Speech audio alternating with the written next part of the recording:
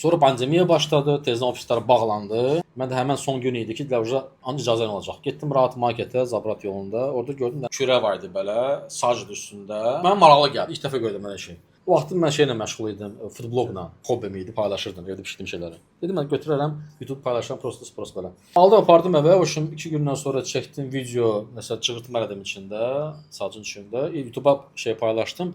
O başladı komment yazmağa. Hardan almısınız, nə maraqlı şeydir, nə gözəl şey. Gördüm kalan kommentlər gəldi. İstəyirəm belə bir satış təşkil eləsək, almaq istəyirəm bu məhsulu. Kalan postlar gəldi. Mən də sadəcə olaraq əlimi qaldırdım. Dua etdim ki, ya Rəbbi, görürəm çıxdı düzələn bir şeydir bu saç altın sobasıdır. Rahat marketə gəlib soruşum deməzlər. O Zabrat yolunda idi. Zabratda gəlib bir dəmir çəxlərini görsün. O deməzlər falanca dedim, ya Rəbbi, bunu mən kökünü göstərsəydim, birinci əl kimi də mən tapsaydım, onun bir satışını eləyərdim. Allah şahiddir ki, o duada heç bir həftə keçmədi. Məhlədəyəm, yaşadığım yerdə. Orada bizə həyət evləridir. Mən də o vaxtlar 97-ci il Bravdör köhnə azqa tökülürdü, lap köhnə Bravdörlərdən. Onlar da əlimdə. Dükan vardı yanımızda, dedim, bəs belə dəmirçi burada yoxdur, bir də qonşu vardı.